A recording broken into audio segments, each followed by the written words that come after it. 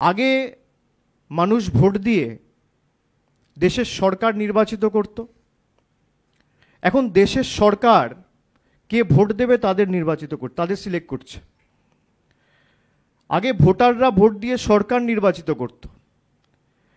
এখন দেশের সরকার তার পছন্দের মতো ভোটার বেছে নিচ্ছে কে ভোটার লিস্টে থাকবে আর কার নাম বাদ যাবে।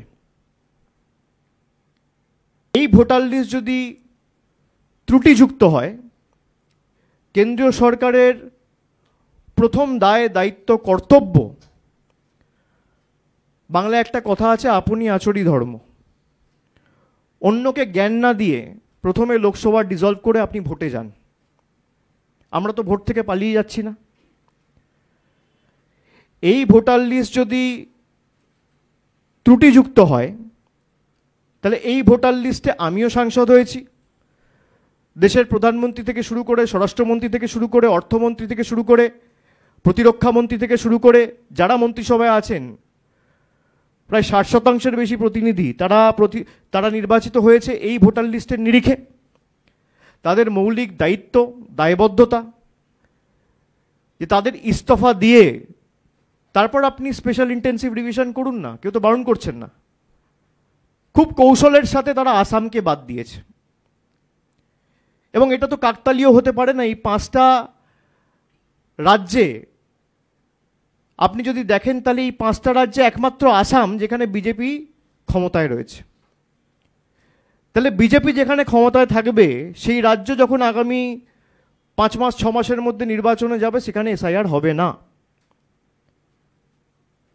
বাংলায় এসআইআর হবে। তারা বলেছে যে সেখানে সিটিজেনশিপ অ্যাক্ট পৃথক রয়েছে, আসামের ক্ষেত্রে আলাদা প্রভিশন রয়েছে, সেই জন্য আমরা আসামে করব না। তাহলে আপনি এক দেশ, এক বিধান, এক নিশান, ওয়ান নেশন, ওয়ান ইলেকশন, এসব গল্প দেন কেন? আপনি ইলেকশন কমিশনের কোন রুলে লেখা আছে যে ভোটার লিস্ট রিভিশনের সময় এই স্টেটে কাজ হবে আর ওই স্টেটে হবে না? এটা কে বেছে দিয়েছে? কার অঙ্গুলি হিলনে চিফ ইলেকশন কমিশনার এবং জাতীয় নির্বাচন কমিশন কাজ করছে? বাংলাদেশের বর্ডার শেয়ার করছে 5টা রাজ্য, ওয়েস্ট বেঙ্গল, মেঘালয়, আসাম, ত্রিপুরা, মিজোরাম। এসআইআর হচ্ছে খালি বাংলায়, বাকি 4টে রাজ্য বাদ। কেউ প্রশ্ন করে না। একটা রোহিঙ্গাকে যদি বাংলায় আসতে হয়, তাহলে হয় সে মিজোরাম দিয়ে আসবে, নইলে মণিপুর দিয়ে আসবে, নইলে নাগাল্যান্ড দিয়ে আসবে, নইলে অরুণাচল প্রদেশ দিয়ে আসবে। তাহলে এই 4টে রাজ্য বাদ কেন? আমার প্রশ্ন, এর উত্তরগুলো তো ইলেকশন কমিশনকে দিতে হবে। এদের উদ্দেশ্য, লক্ষ্য একটাই, বাংলাকে অপমান করা, বাঙালিকে বাংলাদেশি বলে আখ্যায়িত করা, বাংলা ভাষাকে ব্যঙ্গবিদ্রুপ করা। এবং যেহেতু 2021-এ লেজে গোবরে হয়ে হেরেছে, 2024-এ 18 থেকে 12 হয়েছে, তাই বাংলার মানুষের থেকে তার মৌলিক অধিকার ছিনিয়ে নেওয়া আমরা হতে দেব না। আমি আগেও যা বলেছি, আমি আজও তাই বলছি। একটা মানুষের যদি নাম বাদ যায়, একটা বৈধ ভোটারের যদি নাম বাদ যায়, বাংলা থেকে 1 লক্ষ লোক গিয়ে ইলেকশন কমিশনের অফিস ঘেরাও করবে। ক্ষমতা থাকলে অমিত শাহ, দিল্লি পুলিশ আটকে দেখাক। 2 বছর তো নির্বাচন ছিল না, 23 অব্দি পঞ্চায়েত ছিল, আর কিছু ছিল না।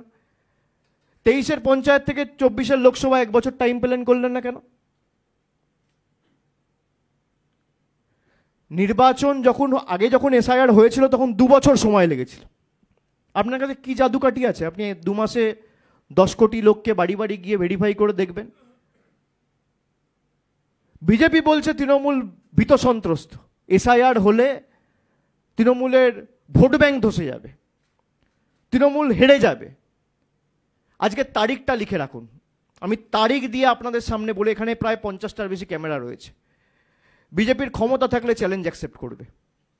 আপনি এসআইআর কত ক্ষমতা আছে আপনি করুন, আর আমরাও আপনাকে চ্যালেঞ্জ করছি, একটা লোকের যদি নাম বৈধ ভোটারের বাদ যায়, বাংলার ক্ষমতা কি দিল্লিতে 2023 সালের অক্টোবর মাসে ট্রেলার দেখিয়েছিলাম।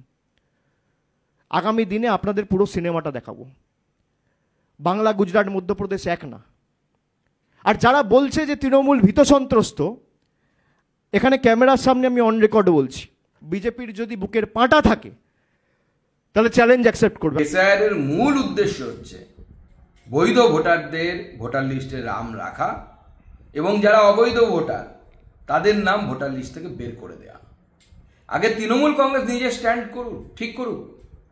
আমার কাছে ভিডিও আছে যেখানে মমতা বন্দ্যোপাধ্যায় বলছেন ভোটার লিস্ট থেকে একটিও নাম বাদ গেলে আমরা ছাড়বো না, লন্ডভন্ড করে দেবো, হ্যান করেগা ত্যান করেগা। আর অভিষেক বন্দ্যোপাধ্যায় কায়দা করে বলছেন একটিও বৈধ ভোটার বাদ গেলে। কোনটা ঠিক, কোনটা তৃণমূল কংগ্রেসের স্ট্যান্ড?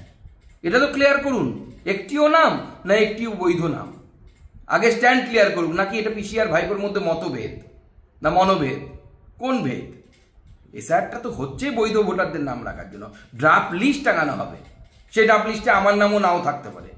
আমি তথ্য প্রমাণ দিয়ে অ্যাপ্লাই করবো, দেখুন আমি ভারতবর্ষের নাগরিক, আমার নাম ঢোকাতে হবে, নাম ঢুকে যাবে। শুধুমাত্র মানুষকে ভয় পাওয়ানো, বিশেষ ধর্মীয় সম্প্রদায়ের মানুষদেরকে উস্কে দেওয়া, আর যেখানে যেখানে ডেমোগ্রাফিক চেঞ্জ হয়েছে, জনবিন্যাস পরিবর্তন হয়েছে, সেখানে সনাতন হিন্দুদেরকে ভয় পাওয়ানোর জন্য যে পরিকল্পনা তৃণমূল কংগ্রেস এবং অভিষেক বন্দ্যোপাধ্যায় করছেন, এর বিরুদ্ধে ভারতীয় জনতা পার্টি লড়বে, দেশের মানুষ লড়বে, বাংলার মানুষ লড়বে। উন্নয়ন করতে পারে না, তারা আবার বড় বড় কথা বলে। ফলো করুন সংবাদ প্রতিদিন ডিজিটাল।